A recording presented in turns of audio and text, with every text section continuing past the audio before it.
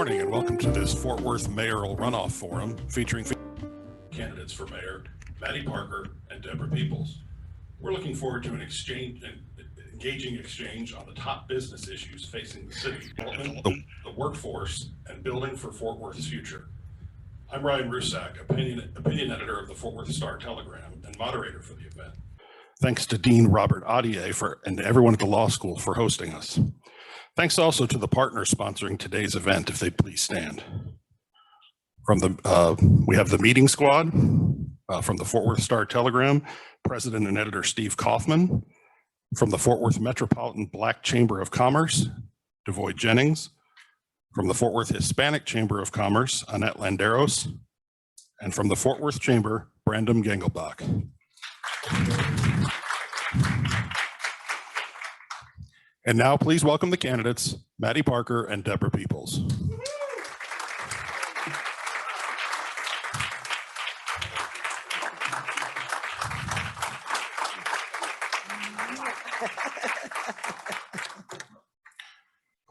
Candidates, thank you for joining us. Here's the format for today's forum. Candidates will have 1 minute each for an opening statement. I'll ask each question to both candidates and they'll have 1 minute to respond. They'll be given signals at the 30-second and 15-second remaining marks. If rebuttals are necessary, there will be a maximum of 30 seconds with a 15-second warning.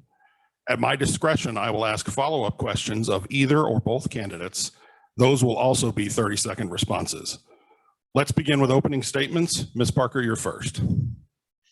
Good morning, and thanks to the Chambers and to Star-Telegram for having us here today. Really well-organized event, as usual.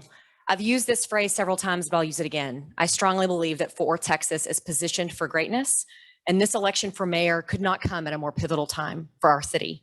Today's forum is focused on the most critical issues our community is facing, from economic development, education, and workforce. I am a small town farm kid that had big dreams and an aspiration to make sure I made this world better than I found it. I'm here today to continue that work. Over 17 years of experience in state, federal, and local public service, and now as a CEO of a local nonprofit focused on making sure our students have a successful career path in front of them. I'm also one of those people that, as you've gotten to know me, I have an unparalleled understanding of the smart policies that it takes to lead a community forward. Today's debate is really just that. It's an opportunity for both Deborah and myself to demonstrate our knowledge and commitment to Fort Worth, Texas. We've gotten to know each other quite well, and I think you'll understand that we are friends during and after, because this city, it's really important that we understand what it means to unify a city, to move us forward, and to be a beacon of hope across this country. Thank you for having me. Thank you, Ms. Peoples. Good morning. I am so excited to be in this room today because, believe it or not, almost 40 years ago, I started my career with AT&T in this building. And so it's exciting to have come full circle. But let me tell you, there's a great saying that says, change is inevitable and change is constant. It is how you deal with it that is optional. We cannot afford to take the optional route here in Fort Worth. We are an extraordinary city that is growing by leaps and bounds, and we not only have to be visionary in how we see our city, but we have to be strategic about how we make our city grow. And that is what I plan to do for Fort Worth. Thank you. I want to start with a topic that's been in the news in recent days. Business groups and employers have raised concerns that federal unemployment benefits are incentivizing some workers to stay home, especially in the hard-hit hospitality-based businesses that are trying to recover from the pandemic. What can the city do to help businesses and workers better match up? Ms. Peoples, we'll start with you. So the first thing we have to do is make sure that we are paying our workers a living wage so that they feel valued and they want to come back to work. When we talk about essential workers, those are our doctors, those are our nurses, those are the people that we need to be there. Those are our waiters and wait staffs and grocery clerks. And when they can make more money staying at home than they can coming to work, Ryan, we have a problem. The city needs to be out there leading the charge to make sure that we are treating our workers fairly and that we are giving them opportunities to earn a living wage and bring great paying jobs here that will make people want to get up and go to work. in unemployment numbers because they have left completely. We also know how the desperate impact you've seen among Latino and Black women-owned businesses. The real unemployment rate for them is over 14% in this country. In Fort Worth, Texas, let's focus a cross-section opportunity with our chambers here in Fort Worth to talk about what it means to bring all people back to work in Fort Worth. I agree with Deborah. We need to focus on a living wage. Let's stop the conversation about minimum wage in this country, and let's focus on what it looks like to reskill people so that their labor force is making $20 an hour, $30 an hour to really survive and make a living wage in this country. The city has to create a climate where those residents feel valued and they can earn a living and thrive. This is where we differ. 71% of jobs by 2036 in the state of Texas will require some type of college. If we focus on minimum wage, we are losing the battle. We've got to make sure our adult workforce and our students sitting in classrooms today are prepared to be successful, and that is not a minimum wage. What, if anything, short of a required minimum wage, can the city do to incentivize businesses to pay wages that might entice workers back, Ms. Peoples? So I think one of the things that we have to make sure that we're supporting our businesses, especially our small businesses, Ryan.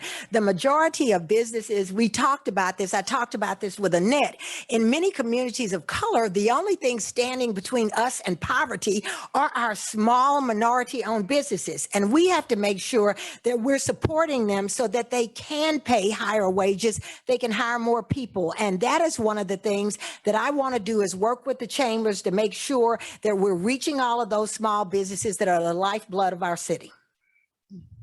So I can just give you an example. My daughter's taking a pause from college right now, and she's working at a warehouse in Grapevine. She's making $17 an hour. People are begging you to come back to work in this city. And I think we really got to refocus on what it looks like to really support businesses, small businesses especially. The second thing I'll tell you, and the Hispanic Chamber of Commerce has done a fantastic job of this recently, banding together with our small businesses to help them feel supported and have that B2B relationship that we know really entices companies to do business together. Focus local in Fort Worth, Texas, which absolutely has to happen right now as we emerge from COVID-19 stronger. That's how you pay people a living wage. Let's move to several questions on the topic of equity. Mayor Betsy Price has said that her successor needs to focus on equity and particularly bringing more economic success to at-risk neighborhoods. What would you do as mayor to bring more jobs and success to East Fort Worth, where this is a particular issue? Ms. Parker.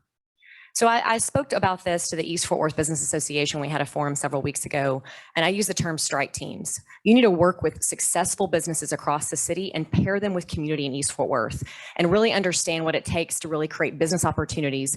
I don't have the answers. I don't live in East Fort Worth. Deborah probably has some more answers because she lives there. The important thing is the city has a moral responsibility to refocus what it looks like to have economic development across this entire city. East Fort Worth specifically, in South Fort Worth, we understand what the workforce, labor force looks like. That's where reskilling is absolutely going to be critical. How do you use vacant land to entice employers to come and move their businesses into East Fort Worth?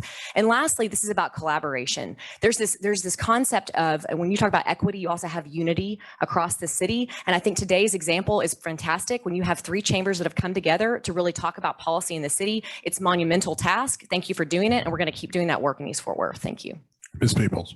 So, Ryan, it's simple. We need to stop talking the talk. We need to walk the walk.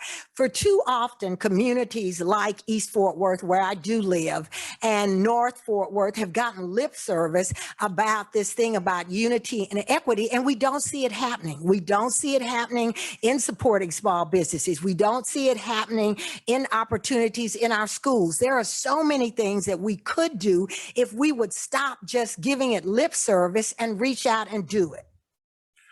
The city is focused on a few specific neighborhoods in the neighborhood improvement program. That's a slightly different from the economic growth, but are there areas of the city that you would try to target for those kind of programs, Ms. Parker? Yeah, absolutely. So I'll give you an example.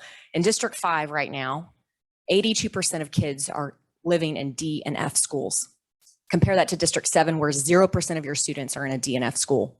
That's where you focus. Stop 6 was our first neighborhood improvement area. We've got to continue that work across the city with parity. I'd love to see double money going into that program every single year. And it may be more when this next round of CARES Act dollars comes to Fort Worth, Texas. Infrastructure, streets, sidewalks. The broken windows theory is absolutely true, not just for policing and community, but it's true for economic development. We need to reinvest the communities that need us most, and data is telling that story, and I can't wait to get to work. And credit to our city manager, David Cook, who joined us from North Carolina and brought that initiative here to Fort Worth, Texas. Ms. Peoples. So, Ryan, this is where Maddie and I differ. You can keep talking about these things, but we haven't seen our leaders do anything about them. There are areas in East Fort Worth, there are areas in North Fort Worth, there are areas in South Fort Worth that have historically been systematically left out of the equation. And until you get a leader who is going to focus on those areas and stop spouting platitudes about what we need to do, you need a hands-on leader. We're going to see those communities continue to suffer and not thrive. My plan is to look at those specific underutilized neighborhoods and focus on them. And you won't hear me spouting statistics. You're going to see me hands-on in the community, working with the Black Chamber, working with the Hispanic Chamber, working with the Asian American Chamber to make sure that we're providing those opportunities. Yeah. Go ahead. So I appreciate Ms. Peoples' position here, but the city has been doing the work. They started in Stop 6, they moved to Northside, Ash Crescent, Rosemont, and now Como. We are focused on data. What I'm simply saying is we need to double down efforts in the city of Fort Worth. I've sat in the room and understood how complicated those decisions are made. They have not been political. We have focused where communities need us most. We have to continue that work here in Fort Worth to be successful. Deborah. Oh, well, again, I just say go back and look. I mean, look at these communities that have been historically deprived and talk to the people who live in those communities. I'm out there every day. They have a much different perspective. Unfortunately, they have a much different perspective and they're living a much different reality. And so I'm just going to say we've got to do things differently. Move on to the next question. How would you promote more diversity in the city business leadership? And what would you do to draw more leaders in that are more representative of the entire city? Ms. Peoples, we'll start with you. So that goes back to what I talk about as one Fort Worth. You have to have many voices at the table. You have to include people from all communities at the table. The table shouldn't be smaller. The table needs to be bigger. And so I believe, you know, I tell everybody, we all have historically neglected our Latinx community. We need to bring those voices to the table. Fastest growing ethnic group in Fort Worth, our Asian American community, our Black American community. We need to make a concerted effort to be sure that we are including people in these discussions. And it starts with initiatives like Steer Fort Worth. It starts with initiatives like Leadership Fort Worth and Leadership ISD. We should never have programs that have one African American and one Latinx citizen sitting in those programs. Ms. Parker. So I think we start at the city. We do a great job at our department head level, but middle-level management, we don't have the right diversity talent that we need to really focus on. They are at City Hall right now. We need to invest in those talented young folks to make sure they can grow up in the ranks at City Hall. If you look across the city, and I met with a group of Hispanic business leading females yesterday and talked about their struggle to really be successful in this community. And they would just tell you they'd not always feel welcome at City Hall. They didn't feel access. There wasn't transparency there and opportunity. We're going to change that in my administration. I've done the work. Let's roll up your sleeves and get it done. The last thing I'll mention is this. We are a young city. The average age in Fort Worth, Texas is 34. That bodes incredibly well, especially as who will be your next millennial mayor at 37 years old. Thank you. So you anticipated my next question, which was about the city staff and especially city leadership and whether the diversity is adequate enough. And if not, what specifically as mayor, again, because you don't have hiring power, would you do to try to improve that? Yeah. Ms. Parker, go ahead. So I think you don't have hiring power. We're a city management form of government, but I've worked on the CMO team for 5 years before at my current role. And I think you have to understand that you need to be a place of business where people want to come and work. Talent attraction is key, especially in a municipality, especially when the job market is really stiff right now and talented people can go work anywhere. I think the move to a new Pier 1 building at City Hall will be incredibly exciting. What do our recruitment efforts look like? There are private sector businesses here in Fort Worth that do a fantastic job that we could really lean on to understand what it looks like to have that same talent attraction strategy within the city of Fort Worth. And it's in every single department. We talk about policing, our fire department, the water department, economic development. All those organizations within the city are small businesses within a larger one. And it's really critical we understand what it looks like to have a talented workforce that works for Fort Worth, Texas. So, Ryan, this is not about talent attraction. And Maddie, I disagree with you on that. You have extraordinarily talented people working at City Hall right now who don't feel valued and who have not been allowed to progress up through the ranks. And so this is not about attraction. I'm so tired of people saying we can't find qualified minorities for these jobs, or we can't find qualified women. They are there. We have deliberately stymied some of their growth and their rise. And so we've got to go back and first acknowledge that we have talented people, and then sit down. And I know I don't have hiring power, but I need to talk to David Cook about, we need to be very deliberate about encouraging and growing the employees that we have there. How would you try to get more diverse employees on a promotion track? Is there a specific way to do that? So this is what I did for 30 years. I was good at finding talent. And so you have to find talent, but you have to support them. You can't just say, this is a great person with an MBA. You have to deliberately set out and create opportunities for them. You have to give them opportunities to lead. I know how to build great talent, and I will be a resource to David Cook. If he doesn't know how, I can share some of my best practices. Yeah. Ms. Parker. So I'll give you an example at City Hall. I had my last child, Lainey, who while I was pregnant working for the mayor, and I realized while I was there was no maternity policy at the city of Fort Worth, and there was no nursing room at the city of Fort Worth. I was lucky to have a door I could close. Those policies matter. We were losing women in the city attorney's office, for instance, that didn't feel supported to have children and really stay at the city of Fort Worth. I do agree with Deborah. There's incredibly talented people that are at City Hall, that are outside the building, that would love to work there, but we are not an employer they're excited about, and we're going to change that with right policies that work for all people, regardless of skin color. It's about being smart and competitive in a really, really competitive workplace environment in North Texas. What grade would you give to the city's response so far to the recommendations of the Race and Culture Task Force of a few years ago? And which remaining recommendations would be your highest priorities? Ms. Peoples. So I'm going to give him a C, because I believe the Race and Culture Task Force did an amazing job. And I was critical of them, but I think they did an amazing job of coming up with a very clear, concise plan to get this city back on track. And then city leaders immediately turned around and started modifying their recommendations. You don't do that. When you put power in the hands of the people and you say, I am trusting you to tell me the right thing to do, and then you come back and say, oh, great job, but I don't like that, so I'm going to change it. I think good leaders put power in the hands of people they trust, and then they come back and execute. And so one of the things I want to do is go back and visit that report and to start executing on what the recommendations that they made, and not changing the recommendations. Your citizens lose faith in you. So are there specific ones that would be an immediate priority? Absolutely. I want to go back and look at public safety, some of the things they talked about around public safety. I also want to look at some of the things around education, because that was a far-reaching recommendation from them. And I think there are things there that we need to be doing. Ms. Parker. So I'm going to give the city a B, because I don't think class is over yet. That project is ongoing. I know that the Human Relations Commission has been tasked with the important role of taking on those recommendations in the community and working alongside Christina Brooks and the Diversity and Inclusion Office. There are very specific ways we have to continue the work. One, and to reference public safety, we know that we hired Kim Neal, our police monitor's office, and she's in that process right now as the professional we've tasked to make recommendations to city management and to the council and mayor. The second piece is on education, which absolutely that work continues. City Hall is not going to be the end all be all for change. Collective impact works. And I think we'll probably get to education in a moment. I can talk to you more about that. The organization that I run at Tarrant 2 and Through, the work at Read Fort Worth, our countless nonprofits from Girls Inc. to Boys and Girls Club, all of us working together. That's how you really make change for students across Tarrant County. And the last thing is economic development. I have full faith in the ability of the leaders that are sitting in this room to help us refocus coming out of COVID-19. It is go time in Fort Worth, Texas, and we're going to make a difference.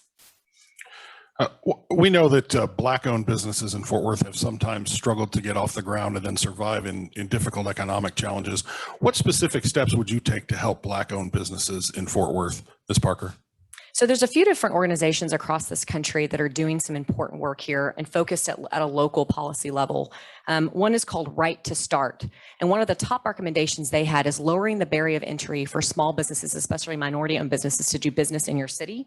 The second thing they do is free to compete. They want to prohibit any kind of red tape at City Hall. We've got to do a close examination of what are we doing to really prohibit a small business owner, especially minority-owned business owner, from opening.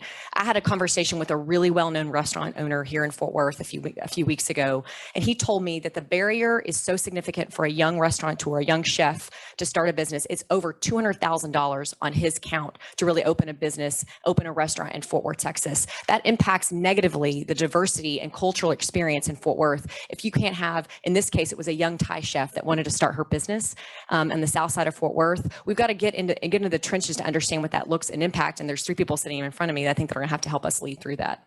Ms. Peoples. So Ryan, I am not here to beat up on anybody. This is I want one Fort Worth. But I'm here to tell you, we don't need to go looking at organizations around the country.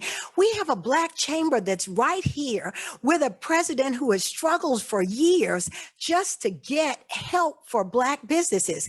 Why are we not listening to the people in this city that are telling us what they need? Why are we not listening to these young Black entrepreneurs that are telling us they need help and we're ignoring them?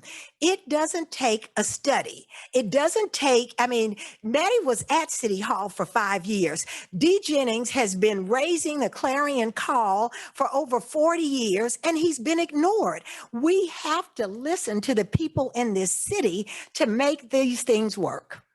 Ms. Parker, do you want to respond to that? I think I would just say that I think policy matters. There are best practices across this country, and I'll give you some specifics. Some of these things actually pertain to the way you do work at City Hall and you assign contracts. If you make a policy, and I'd be willing to do this at City Hall, where 5% dedicated government procurement over every 5 years goes to NWBE practices, and they're actually matching them with well-known contracted businesses across this city. I do think that in Fort Worth, sometimes we struggle. When the gun goes off at the proverbial starting line, you're in the starting blocks. There are other cities that take off and run, and Fort Worth turns around and looks at each other and say, what do we do now? It is go time in Fort Worth. So Deborah, I do disagree with you. We have to look outside to what other cities are doing successfully. Ms. Peoples, do you want to talk about that issue of contracting and whether the city does enough to bring in minority-owned businesses? Oh, no, they don't. I will tell you right now. And so let me tell you, that is why Ryan, I'm unveiling a plan to end dark money lobbying in the city of Fort Worth.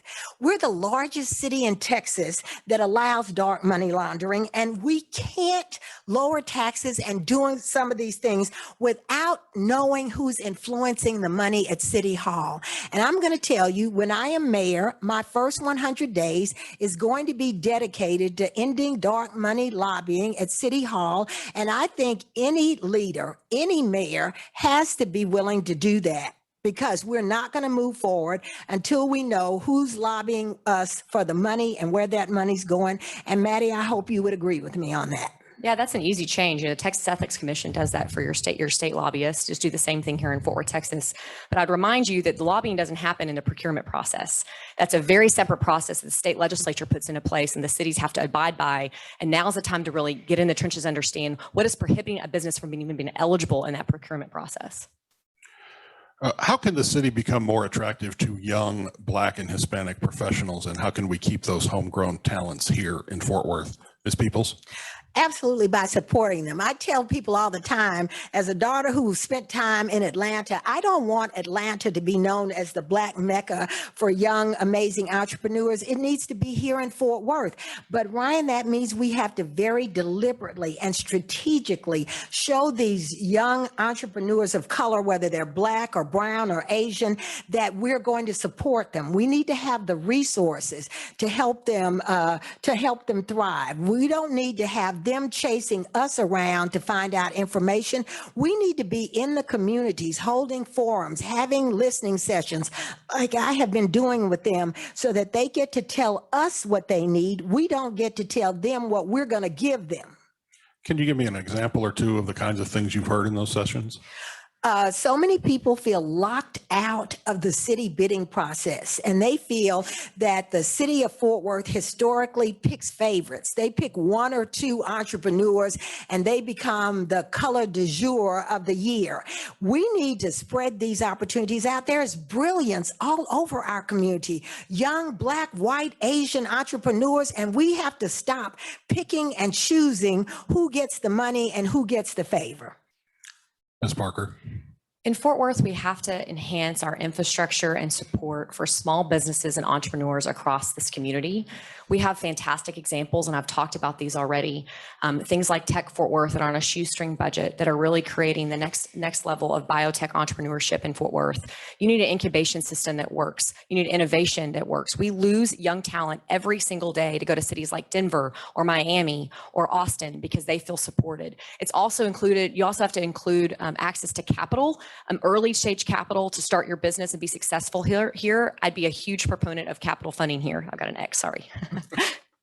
But how about professionals, maybe not entrepreneurs, but folks who are looking to climb the corporate ladder? How do you convince one them of the to come top things home? that they've addressed to me is we need an entertainment district that's exciting and fun besides West 7th Street.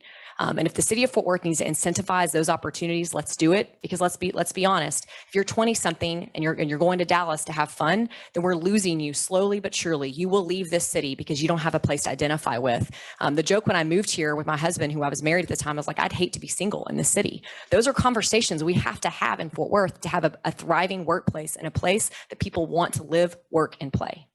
Well, I don't want to just talk. We'll talk about entertainment in a minute. I think your question was about young professionals.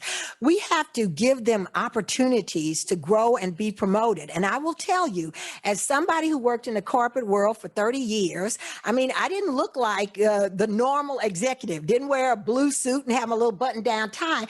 But somebody early on said, gee, she's a square peg, but maybe she doesn't need to fit in a round hole. We have amazing young African-American and Latino professionals that are graduating from school here and they can't find a job and they are leaving because they don't feel valued. We need to change that. We need to change the culture. I want to move now to some questions on economic and workforce development. If someone were to ask you, what's your one big idea for recruiting businesses, the one thing that the city does not do now that it should, what would you tell them, Ms. Parker? We need to go on a road show across this country and sell the vision and mission of the Fort Worth, Texas. And it's not just elected leadership. We have amazing business leaders that have built incredible companies here in Fort Worth. Maybe they grew up in corporate America. You need to, on a plane, go to places like Portland and Detroit and Seattle, where they don't have the same business-friendly climate, and attract them to come to a place like Fort Worth. It's absolutely critical. And the other thing I would just tell you, now is the time for us to reevaluate everything coming out of COVID-19. What relationships do we need to enhance at the chambers? What relationships do we need to have at economic development at the city of Fort Worth? And importantly, who have we not tapped to be on that plane with us to sell the story of Fort Worth, Texas? Ms. Peoples? So this one is easy for me because I was on many merger teams that looked at bringing where we would locate our business. Businesses are looking at things like, what is the climate? What's the employee base like? What's education like? What's housing like? What's transportation like? We need to, number one, go and look at all of those things and then go out and sell this plan. Businesses, when they come here, they want to know, can they hire the right people? We need to be working with the schools to make sure that happens. Can they get their employees good houses? We need to be working with the real estate industry and builders to make that happen. Can they get to work? We need multimodal mass transportation. We need visionary leadership to sell this city. So we know workforce development is a huge concern, as you both just mentioned, in recruiting companies, but also in helping businesses to thrive. As mayor, how would you push to help develop the workforce that's needed compared to where we are now, Ms. Peoples? So that one's easy. Number one, it starts with partnering with our school systems and partnering with businesses to talk about what kinds of opportunities they're going to have, and then making sure that we're working with our schools so that our young leaders are coming out with the skills to take these jobs. That hasn't always happened, and that's one of the things we need to do. But it's also visiting and being and understanding a business's needs, and not just their needs in 5 years, what their needs are going to be in 10 or 20 years. I can tell you very quickly, working at AT&T, we went from telephone lines, public lines, to data, to UVerse and beyond, and we didn't do that. We had to have a long-term plan, and that's what I want to have here with the city. Is there something specific you think needs to change in terms of the city's relationship with the school districts that it? Oh, absolutely. Absolutely. And let me tell you, my mother always said reading is fundamental. So trust me, I get reading programs, but we need to be sitting down with the school system to talk about curriculum and what we can do to help support them so that we are creating programs so that our students come out prepared to think critically and take these jobs. Ms. Parker. So ironically, just 2 weeks ago, we re-signed our MOU with Fort Worth ISD for the Tarrant 2 and 3 partnership. Those relationships are happening right now, and I'll continue that from a bully pulpit in the mayor's office. We know in Tarrant County, only 23% of your students are ever making it to a 2-year or 4-year credential. And if they are a low-income kiddo, it is 14%. Student success is our success in this community. We have to talk about it in a way that is pro-kid, get the adults out of the way, no more fighting. I don't care if your student goes to a charter school, a public school, private school, or is homeschooled. Every single student deserves access to a quality education in Tarrant County. And until we take that responsibility seriously, our economic development efforts will continue to stall. But the good news is there's answers here. If you infuse the business community into the K-12 system, which we're doing with T3, and it's a best practice model across this country, and you ask those companies, how many engineers, how many floor mechanics do you need? And they will tell you exactly, and you recruit those students from our inner city high schools. That's how you change generational poverty, and that's how you change workforce training in Tarrant County. There's been debate in Austin recently about economic incentives, particularly Chapter 313 school property tax abatements.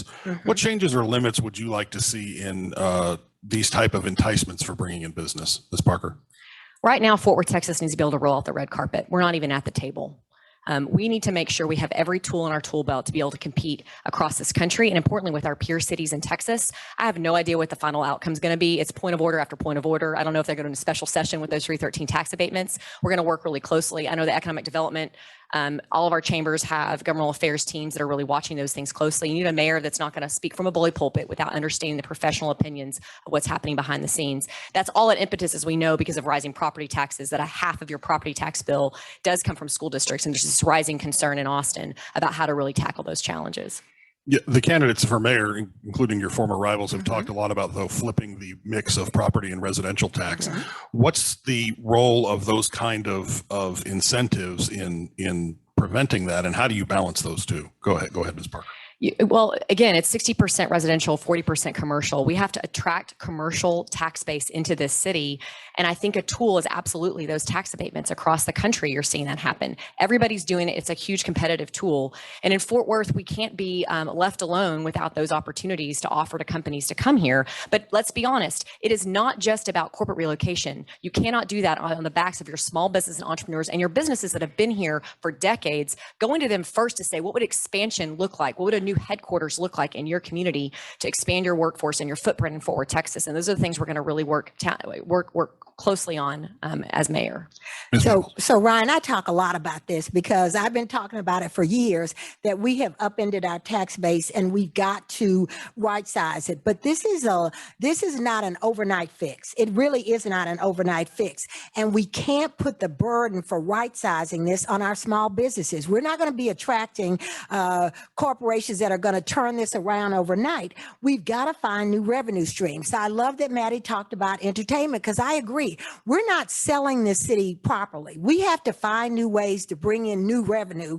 And I think one of the ways that we do that is the entertainment district. And I've said that I want to be the arts mayor, because while I love the stockyards and I have my cowboy boots, that's not the only tourist attraction in Fort Worth. And we need to do a better job of bringing new revenue into the city so that while we work through this whole issue around right sizing the tax base, we have other dollars coming in. And we're not dependent on these small businesses to get us there. Thank you.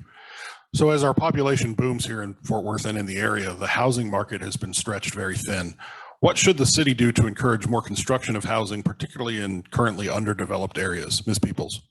So I say this all the time. There are extraordinary resources that have infrastructure. We keep building. I look at far north Fort Worth. We built where there wasn't adequate infrastructure. We should be moving and taking builders to areas around the city that have been underutilized.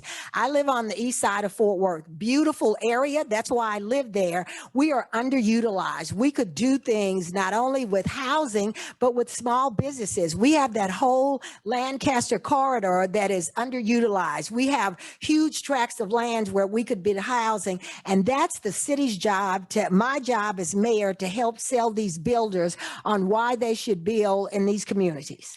And do you have specific incentives in mind that would prompt them to do so? Well, I think one of them is, yes, we do have to look at taxes. We have to look at, what we offer them in terms of hiring people from the neighborhood. So yes, there's some ideas that I have. Ms. Parker, on housing. So we know this is a problem across the entire country. You've seen housing prices increase faster in the last 15 years than in the previous 4 decades. In the month of March in the United States, fewer than 500 homes in the entire country sold for less than $150,000. Fort Worth needs a full focus on housing and affordable housing. We do not have an active affordable housing strategic plan, and that absolutely ties into any economic development efforts, any workforce opportunities. As your new firefighters, your new police officers, your teachers, your entry-level workers, they have to have a place to live, and it's multiple products. It's multifamily housing, it's single-family housing, it's duplexes. How do you infill development inside 820? How does that look different north of 820, where there are 230,000 people and growing? All these things are really complex issues, and you have to have a game plan that the city is leading, and we'll absolutely make that a priority as mayor. And do you have specific areas of the city in mind that you would try to target? For affordable housing? Yeah. Well, again, inside 820 is going to be one of your biggest issues, and the way we handle infill development in the community and how expensive it is to live inside of 820 right now continues to be an obstacle.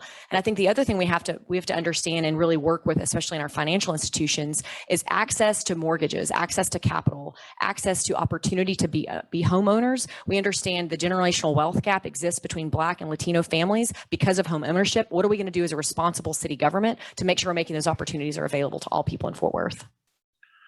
We talked briefly earlier about permitting and other obstacles at the city level to business. Can you give me an example of how you would try to streamline that? Is there a fast track for certain small businesses that we might be able to create, or some similar program? Ms. Parker, you're first. Yeah, I've talked about this a lot in other venues, that we need a small business liaison office within the development and permitting process so that it's not so intimidating and difficult to get work done.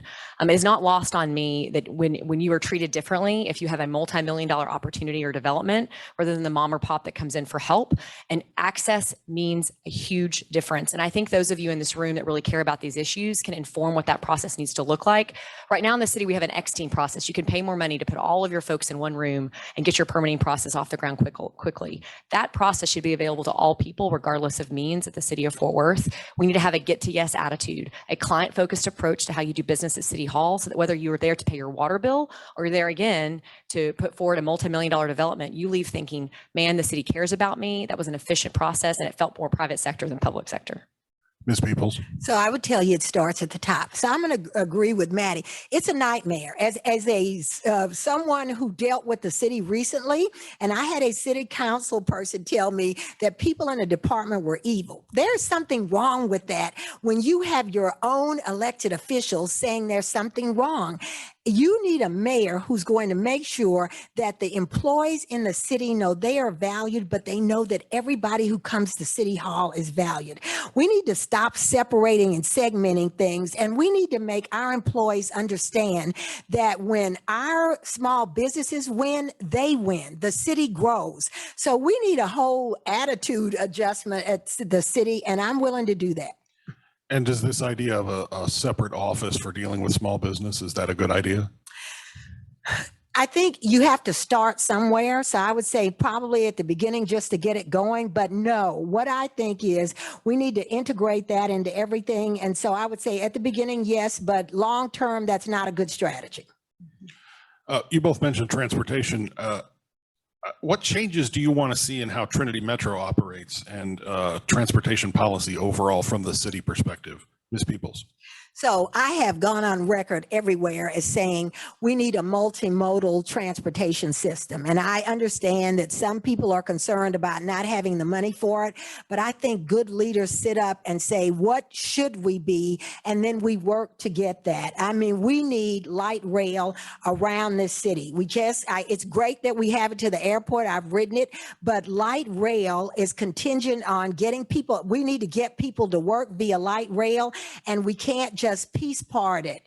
So I am really looking at a long-term plan and have talked with people in the transportation industry about how we start putting that plan in place and how we start getting the money to make it happen.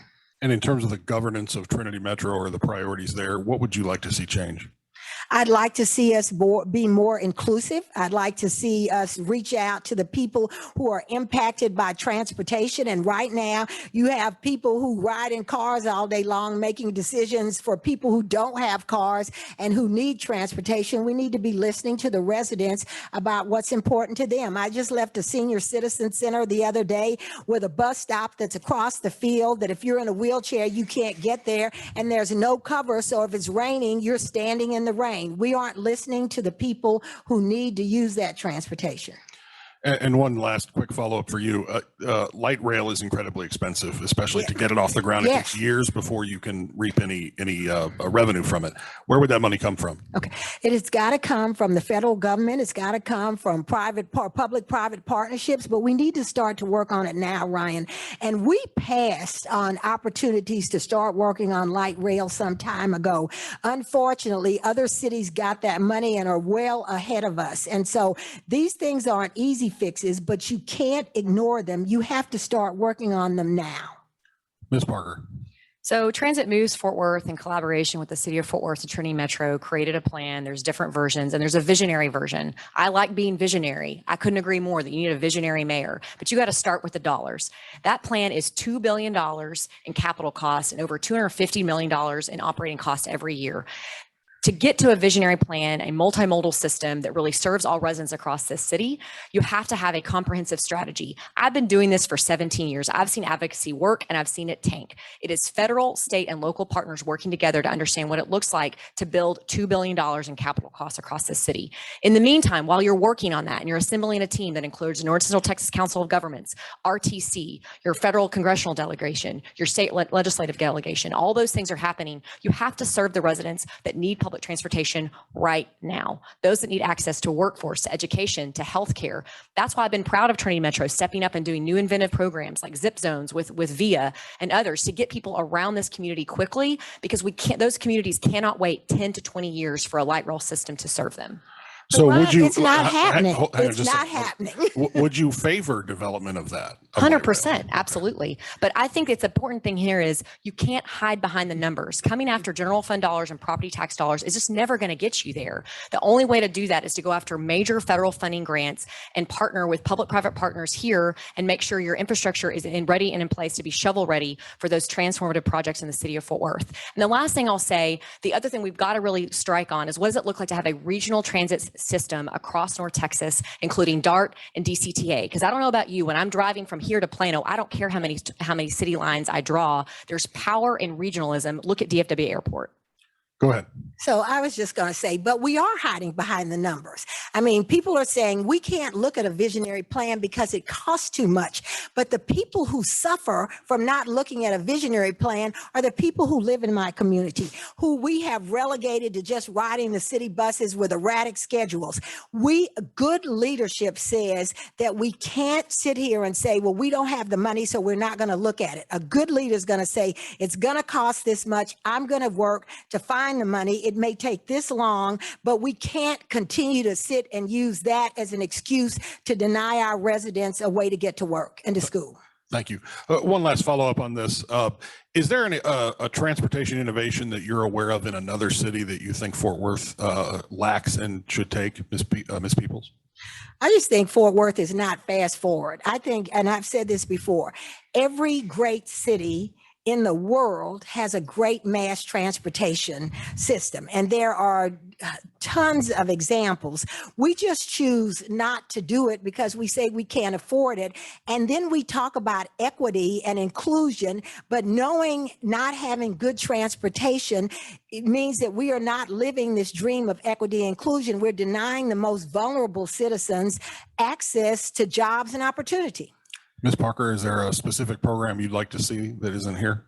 Yeah, I think a few different things I'll mention first. So what is happening here at home, led by Hillwood and the Alliance Corridor and the Mobility Innovation Zones, air taxis is coming to Fort Worth, Texas. And some of your local companies are really making that happen, most notably Bell Helicopter. The second thing I'll mention is happening across this country, positive train control technology that continues to develop and make people safer. That now is a technology they're implementing immediately rather than having to come back in and put PTC after the fact. Those are transformative opportunities. It's a wireless technology. They're doing it in Denver. I think you'll see other programs like here in Fort Worth that'll happen here more locally. Trinity Metro, for example, they had to come back in after with TexRail. So we're going to really see wireless technology come forward to fruition. The same thing that's happening in the private sector as technology continues to explode has to happen in the public sector. You need a mayor that's listening and ready to really take action. Let's wrap up with a few questions on your race and the job of mayor in general. As you know, this is a nonpartisan election, but in many circles, it's been characterized as a Republican versus a Democrat. What would you do to try to keep partisanship out of city politics and City Hall? Ms. Parker. Yeah. So I've run with intention for the last 3 or 4 months that I am running as a nonpartisan, policy-focused mayor for Fort Worth, Texas, because quite frankly, that's how you govern. You have to have 5 votes on every single issue, every single Tuesday, and soon to be 7 at minimum with redistricting. You need a mayor that's going to put politics aside and really focus. I've been very vocal. I have worked for Republicans over my career, but I've been focused on what citizens need. Whether you're a Democrat or Republican, you were here as an immigrant, you were here as a citizen, it did not matter to me. You needed a person that you could come to that was really focused on what public service really meant at its core. Those are the same small town values I had growing up on a family farm. It's the same thing I do apply today. And I'm teaching my 2 young boys who are 4 and 10 right now, running this race with integrity. The last thing I'll say, the way you act, the way you post on social media, the way you speak to people, integrity and unity matters. And that's the type of person I am now. And that's the type of person I'll be as your mayor. Ms. Peoples. So, Ryan, everybody knows that I'm a Democrat, but I'm a Fort Worthian first. And anybody who knows about my more than 30-year career with AT&T knows that I know how to get things done because I believe people care about issues. And we can get caught up in party minutia, but people want to see things done. I will do that. I don't just talk the talk. See, that's the crazy thing about people who spout platitudes is I walk the walk. I don't ever tell you that I'm not going to work with people or I'm going to work with people and then I don't. I sit every day at people from all walks of life, from all political parties. I don't care what you are. If you're working on an issue that's going to move Fort Worth forward, I'm going to be there. And so I think my history has proven it. My dedication and my commitment to community has proven it. And we're going to move Fort Worth forward, whatever you are, whoever you are. Do you think your opponent walks the walk? I think my opponent has to answer that. I can only speak for myself. I have not been at City Hall. I wasn't at City Hall. I worked there in the early 70s and then moved on. I work every day in this community. I talk to people from all walks of life. I fight for people. It doesn't matter what your political persuasion is, what your economic indices look like, what your race looks like. I am out there every day fighting to make this one Fort Worth. Ms. Parker. I think I would just say actions speak louder than words. There are folks that are in this room and probably listening right now that have worked closely with me, regardless of political persuasion. I'm a woman of integrity and focus on doing what's right for Fort Worth residents, regardless of party. And again, I would just point to, look at someone's record, look at the words they have used to describe others of a political party. I think those things matter in how you have a leader as mayor of the city. You mentioned redistricting. It's always a very politically fraught process, as you know, but given where our population is and where the growth has come from, what kind of representation changes do you think need to be the goal in the redistricting process, Ms. Parker? Yeah. So first of all, I mentioned it earlier, there's over 230,000 people north of 820. Right now you have District 4 and District 7 that stretch north all the way to west and east Fort Worth. You need someone, at least one council member, potentially 2, that are just dedicated in the north corridor that'll absolutely help focus on infrastructure in that area. The other places at Fort Worth, and if you're talking about redistricting in general, we're sitting in Texas A&M Law School, where I'm a graduate of this law school. There are experts that sit in these areas and offices here as professors to understand what it looks like to have a transparent and open redistricting process. As an attorney, I can tell you the last thing we want is a legal challenge at the end of this. You want to make sure every Fort Worth resident across the city feels like we were open open and transparent. There was accessibility and how the boundaries would be drawn to make sure we're keeping neighborhoods together across the city. Ms. Peoples. So I believe that, and I'm glad Maddie used my example because I've used it a lot. I am in District 4, but I'm inside the loop. And then you have far north Fort Worth, and we don't have adequate representation now. So what I'm going to tell you, we set up an independent redistricting committee that was to come together to make recommendations to the council. We need to listen to the citizens that are impacted by this and not let the council come back and draw their own lines. The people should pick their representatives, not the representatives picking their people. And I would tell you, look at the makeup of this city. We are 35% Latinx. We need to be making sure that the voices of all of our citizens are being heard and not draw districts that bifurcate and exclude communities of color from having adequate representation. So either of you would be the first Fort Worth mayor elected in at least 3 decades without previous experience in elected office. How do you convince voters that you are prepared to start essentially at the top, Ms. Peoples? So I just tell people to look at my record and look what I've done. Not only have I successfully led, and I do have elected experience, not only have I successfully led over 5,000 employees in a large corporation to success, but I also have led a group of citizens here in Tarrant County to success at the ballot box. So I don't come to this job without experience leading large groups, creating plans and implementing this and getting success. So Ryan, I am ready day one to lead this job. And as I've already said, I've already put together my 100-day plan. I don't wait 2 weeks to get sworn in. I'll be working on June the 6th for the citizens of this city. Gotcha. And I just wanted to clarify, I meant elected city or state office, something like that. Ms. Parker. Yeah. So I've talked about this a lot over the campaign trail. You know, for 17 years, I've worked behind the scenes.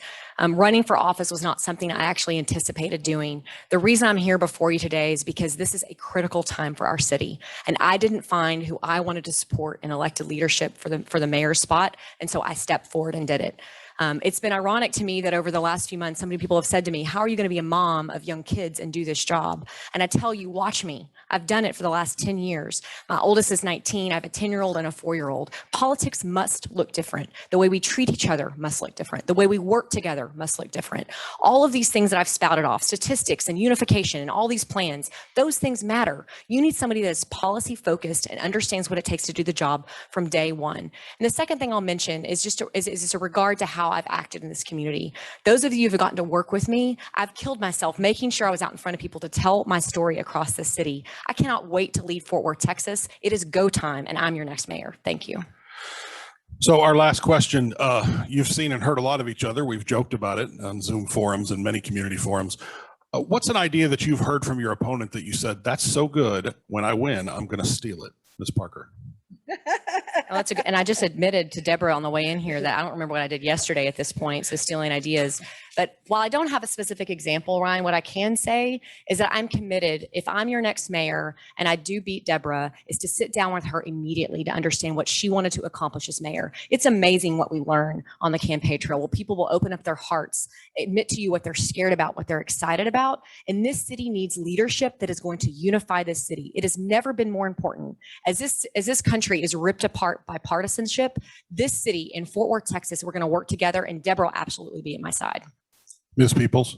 So I love that Maddie talks about education, but I'm a big believer in public education because I believe that's where our next workforce is coming from. 80% of the students in Fort Worth ISD are students of color. And so I love that she talks about education. And so I think we need to be education focused. So I believe in listening to everybody. I've listened to every one of the candidates who showed up in a forum. I think 2 of them I never met, but I listened to all 8 of those candidates because they all had great ideas. And I believe that good leaders have to be willing to listen to everybody and be willing to act on all those ideas. So it's not just Maddie, but I've listened to Steve, I've listened to Brian, I've listened to Cedric, I've listened to DC, and I'll be putting all their wants, wishes, and ideas into creating one Fort Worth that I envision and I desperately want and know that we can achieve. Thank you both. This has been a good discussion. Let's go ahead and move to our closing statements. You'll have 1 minute. Ms. Peoples, you'll start. So I started this by telling you, change is inevitable and change is constant. It is how you deal with it that is optional. We are changing exponentially and rapidly in Fort Worth. I tell people I lived in California and we are going through a seismic shift. We cannot afford to ignore it. We cannot continue to do things without an eye for the future and without being concerned about all of our residents. That is what I want to do. I want to create a one Fort Worth where everybody is valued, everybody is listened to, and when that happens, everybody thrives. I am Deborah Peoples, and I want to be your next mayor. Ms. Parker. When I was in college at UT and I met my husband right after I graduated, I had a bumper sticker on my car that said, "Well-behaved women seldom make history."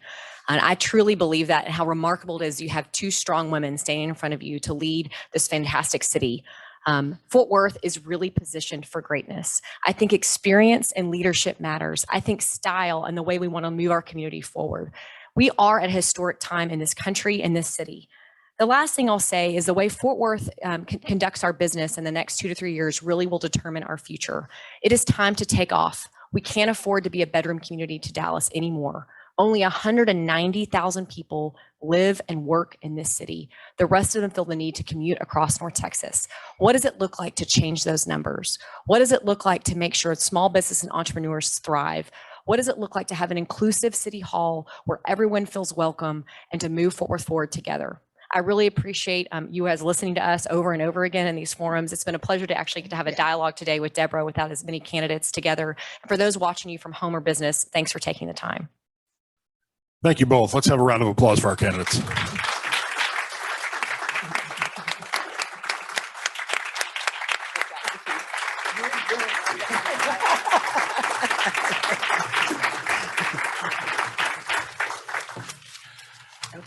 Thanks again to the Texas A&M University School of Law for hosting us today. And thanks to our partners, the Meeting Squad, the Fort Worth Star-Telegram, the Fort Worth Metropolitan Black Chamber of Commerce, the Fort Worth Hispanic Chamber of Commerce, and the Fort Worth Chamber. Early voting in the runoff begins Monday, May 24th and ends Tuesday, June 1st. Election day is June 5th. Make your plan now to go vote. Thank you very much.